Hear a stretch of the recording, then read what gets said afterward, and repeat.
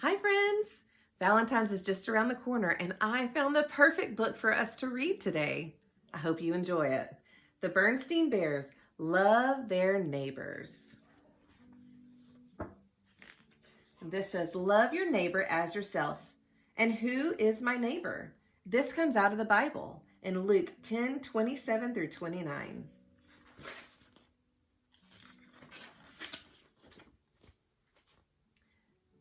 The Bear family was quite proud of their handsome treehouse home, and they worked hard to keep it neat and tidy. The trim was freshly painted, and the front steps were scrubbed, and the windows were washed. The lawn was mowed, the flower beds were weeded, even the leaves on the tree were carefully trimmed and clipped. Most of their neighbors took good care of their homes as well. The pandas across the street were even bigger neatniks than the bears. It seemed they were always hard at work sweeping and cleaning. Farmer Ben's farm just down the road was always in apple pie order too. Even his chicken coop was as neat as a pin. A place for everything and everything in its place. That's my motto, said Farmer Ben. The Bear family had a few neighbors whose houses were positively fancy, like Mayor Honeypot, the bear who rode around town in his long lavender limousine. His house was 3 stories tall and built of brick. It had a big brass knocker on the front door and statues of flamingos on the front lawn. Even more impressive was the mansion of Square Grizzly, the richest bear in all Bear County. It stood on a hill surrounded by acres of lawns and gardens. Dozens of servants and gardeners took care of the place. The Bear family was proud of their neighborhood, and they got along well with all of their neighbors. Except for the Bog Brothers. The Bog Brothers lived in a run-down old shack not far from the Bear family treehouse. But what a difference! Their roof was caved in, and the whole place leaned to one side. There was junk all over the yard. Chickens, dogs, and cats ran everywhere. A big pig wallowed in the mud out back. Those Bog Brothers, Mama would say whenever she saw them. They're a disgrace to this neighborhood. Yes, Papa agreed. They definitely are a problem. Look, they're feeding their pigs. One bright spring morning, the Bear family was working outside, cleaning up and fixing up, when the Bog Brothers came along. They were driving their broken-down old jalopy. It was a terrific clanking cracket. As they drove past the treehouse, one of the Bog Brothers spit out of the car. It nearly missed the bear's mailbox. Really? Said Mama, shocked. Those Bog Brothers are a disgrace. I agree, said Papa, getting the mail out of the mailbox. I'm afraid they're not very good neighbors.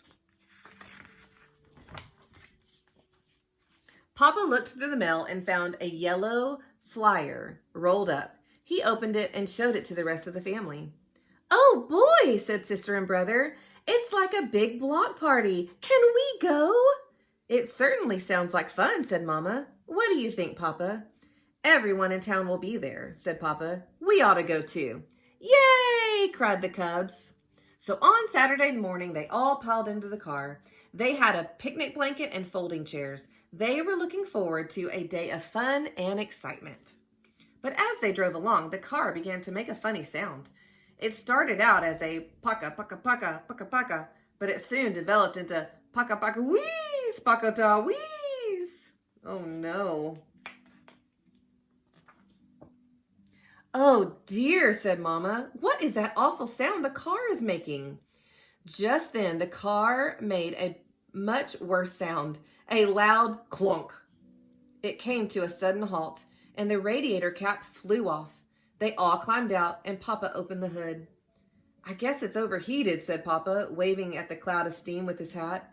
Oh no, said Sister. How are we going to get to the Beartown Festival? Maybe someone will stop and give us a hand, said Papa hopefully. Look, here comes a car. Let's all wave. Maybe they will stop. Who do you think it is? It was Mayor and Mrs. Honeypot in their long lavender limousine. They were on their way to the festival, too. Their car slowed down, but it didn't stop.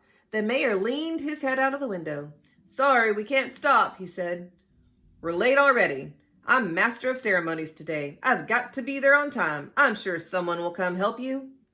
And he pulled away with a squeal of tires. Said Papa. "Maybe someone else will come along." Soon another car did come along. It was Squire and Lady Grizzly, being driven to the festival in their big black Grizz Royce. They slowed down too. Lady Grizzly rolled down her window. "I'm afraid we can't stop," she said. "We don't have time. I am the judge of the flower arranging contest. We simply must hurry." And with that, they pulled away.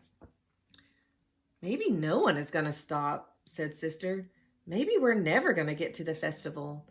"One of the neighbors is sure to stop and help us," said Mama. "After all, that's what neighbors do, and that's what they're for."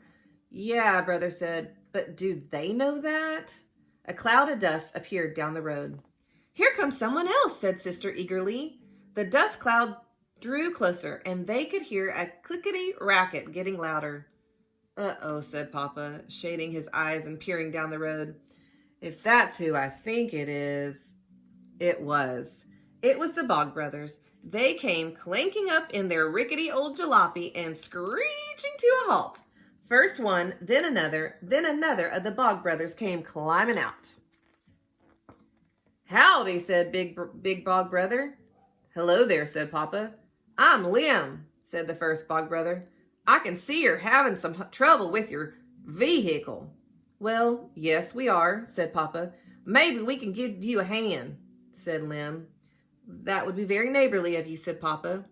"Hey, Clem! Hey, Shem!" called Lim. "Get out the rope!"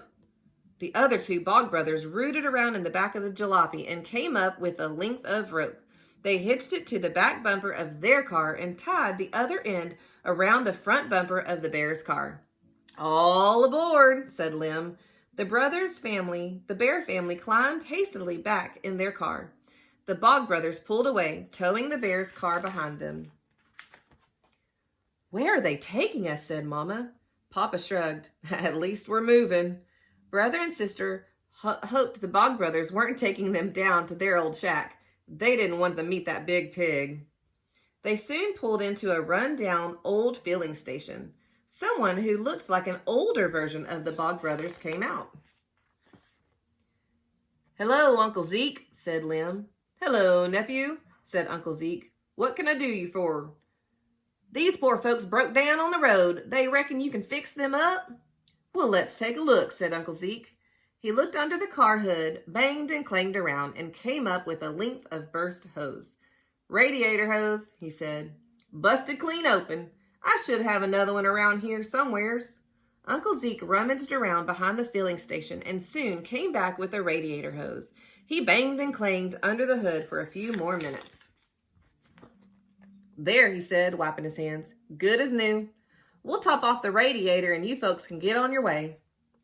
"Thank you very much," said Papa, relieved. He shook hands with Uncle Zeke and the Bog Brothers. "Thank you," said Mama, Brother, Sister. Honey Bear waved. "How much do we owe you?" asked Papa, reaching for his wallet. "Nothing," said Lim. "This one's on us. After all, we're neighbors." "That's right," said Mama with a gulp. We are. In fact, how would you little neighbors like to come over to our house for dinner next week?" Papa, Brother, and Sister all stared at Mama with their mouth wide open. "That's right neighborly of you," said Lim. "Don't mind if we do. Shem's cooking has been getting a bit tiresome. Too much possum stew." "We were on our way to the Bear Town Festival," said Papa. "Would you like to join us?" "Sure would," said Lim. "We ain't been to a big shindig since Grandpa's 90th birthday party." So the Bear family drove to Bear Town with the Bog Brothers and Uncle Zeke. They were a little late, but they hadn't missed much. Just Mayor Honeypot's welcome speech. They all joined in the games, rides, and contest. And when it was time for fireworks, the Bog Brothers livened things up with some music of their own. The next week, the Bog brothers came over to the bear's treehouse for dinner. They wore their best clothes, and they got all spruced up for the occasion. They even bought a housewarming gift, a big pot of Shem's special possum stew, and it was delicious.